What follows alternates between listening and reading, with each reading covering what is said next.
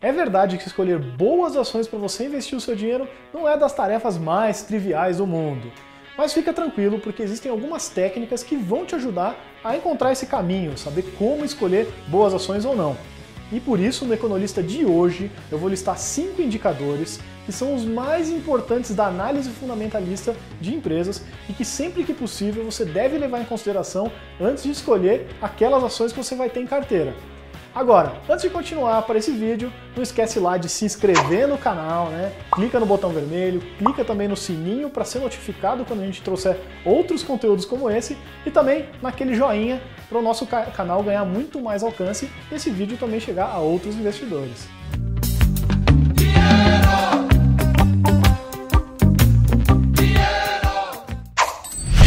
O primeiro item são os indicadores de rentabilidade. E aqui eu não estou falando rentabilidade da ação, que ela rendeu 1% no mês, 10% no ano, não é isso que eu estou dizendo. É a rentabilidade da empresa, né? Ou seja, eu estou falando aqui do ROI, do ROA, do ROIC, aqueles indicadores que vão mostrar quanto de resultado que a empresa consegue tirar em cima do patrimônio dela, né? Então, uma empresa tem lá um determinado volume de, uma quantidade de máquinas, de imobilizado, de capital de giro, enfim, a empresa tem lá o patrimônio dela e quanto que ela transforma desse patrimônio dela, desses ativos, em retorno para o acionista, né? Então é isso que cada um desses indicadores, cada um, claro, com os seus detalhes, vai te dizer se essa empresa ela é eficiente, ela consegue gerar bastante resultado em cima do seu patrimônio ou não. E claro, né, até já antecipando aqui para todos os indicadores que eu vou dizer aqui, uma forma muito fácil de você saber se é um bom número ou não, né, esse retorno da empresa, é você comparar outras empresas do mesmo setor. Porque você vai ver uma disparidade muito grande. Tem setores que são muito rentáveis. Então você vai encontrar alguns setores que vão ter, por exemplo, lá o ROI bem maior do que outros setores. Agora, dentro do mesmo setor, é natural que as empresas tenham alguma coisa próxima. Então, claro, aquelas empresas que tiverem um retorno maior são mais interessantes de você investir do que aquelas empresas que tiverem um retorno menor dentro do mesmo setor. O segundo tipo de indicador muito importante que você deve levar em consideração na hora de escolher suas ações são os indicadores de margem. E aqui, ao contrário do item anterior, você não está interessado em buscar o retorno em cima do patrimônio da empresa, em cima dos ativos dela e assim por diante. Aqui, no caso, você está olhando o retorno que essa empresa tem em cima do fluxo financeiro dela, né? Você vai olhar mais a DRE e não o balanço. E aí você vai ter alguns tipos de indicadores como margem líquida, margem bruta, margem EBITDA e assim por diante. E esse indicador é muito interessante porque ele vai te também, que nem da forma anterior, te mostrar as empresas que conseguem fazer um retorno maior, né, conseguem uma lucratividade maior ali em cima do que ela vende, das vendas que ela faz num determinado trimestre ou ano. E novamente, quanto maior for essa margem, né, mais interessante para o acionista. E da mesma forma que no item anterior também, dentro de um mesmo setor. Você não pode comparar margens de empresas de setores diferentes. Agora, olhando duas empresas do mesmo setor, uma tem uma margem maior do que a outra, provavelmente a que tem uma margem maior é mais interessante. E aí, claro, né, depende de cada margem que você está olhando. E é sempre importante você conhecer os detalhes de cada uma delas, porque pode, às vezes, ela até tem uma margem líquida menor, mas ela fez, de repente, algum tipo de investimento, alguma coisa que está escondendo uma informação ali dentro. Eu não vou entrar em detalhes, que não é o objetivo do Economista, mas é importante você conhecer os diferentes tipos de margem e, com certeza, utilizar na sua análise, na hora de decidir que ações você quer investir. O terceiro tipo de indicador que é muito importante você ficar atento são os índices de endividamento, de alavancagem de uma empresa, que vão dizer quanto que o patrimônio dessa empresa está comprometido com dívidas, exatamente. Então você vai ter lá alguns indicadores como a dívida líquida pelo patrimônio líquido, né, a divisão dos dois. Vai ter o índice de endividamento geral, índice de mobilização, e assim, esses são alguns exemplos desse tipo de indicador.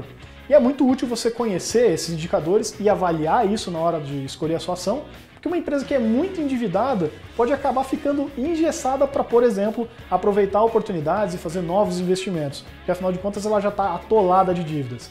Então não quer dizer necessariamente que uma empresa muito endividada está ficando insolvente, mas ao mesmo tempo uma empresa muito endividada, que tem boa parte do patrimônio já comprometido com dívidas, também tem pouco espaço para conseguir fazer alguns movimentos mais ousados. Por isso é muito importante você ficar atento a esses indicadores antes de escolher a sua ação.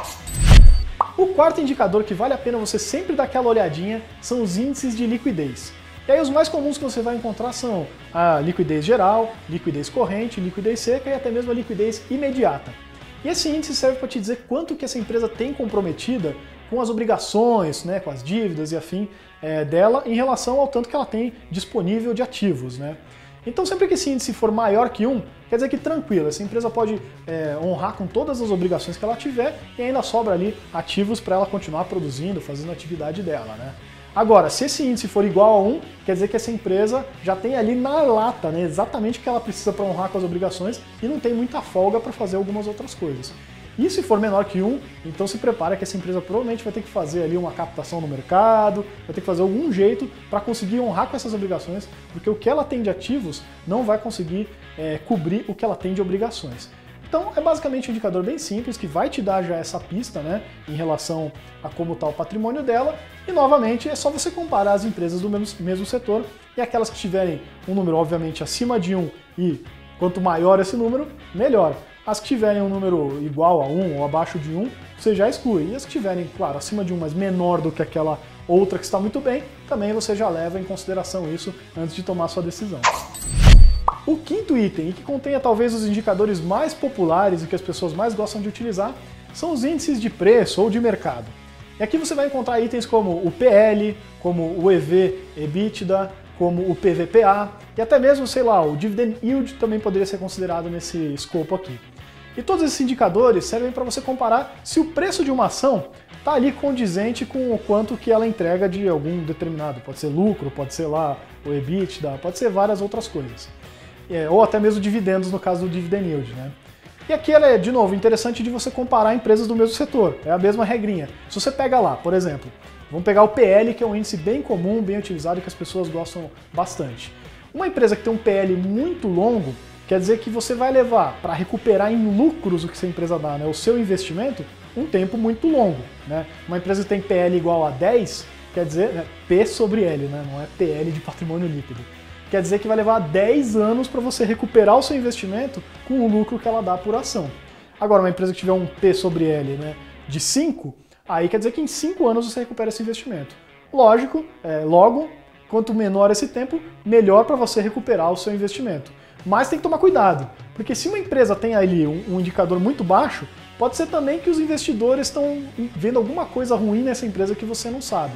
Então você nunca pode olhar qualquer um desses indicadores, todos esses aqui da lista, sozinhos. Você sempre vai ter que olhar isso junto com outros indicadores, junto também com uma análise mais cuidadosa, olhar as perspectivas daquela empresa, do próprio setor como um todo, se aquele setor tende a crescer ou não, e aí sim tomar a sua decisão. Mas com certeza, esses indicadores de preço, de mercado, vão te ajudar a tomar uma decisão sabendo se você está pagando muito caro numa ação ou não, até olhando pelo próprio histórico desse indicador. Como você viu, a análise fundamentalista tem ali dezenas de indicadores ou múltiplos, como a gente chama no mercado, né, que vão te ajudar a escolher uma boa ou uma má ação para investir, né? Agora, o que eu tentei fazer no Economista de hoje foi separar esses indicadores em alguns grupinhos para facilitar que você conheça esses indicadores, a utilidade deles e também consiga fazer uma análise de forma mais simples para escolher a ação que você quer investir. Mas o que você achou dessa lista? E conta aqui para mim, por favor, nos comentários se você quer mais vídeos como esse, né, sobre ações, e também que tipo de indicador que você gostaria que eu falasse mais. E claro, se gostou, não esquece de compartilhar esse vídeo com seus amigos, com seus parentes, para que também o nosso canal vá muito mais para frente e a gente continue produzindo mais conteúdos como esse. Um grande abraço e bons investimentos!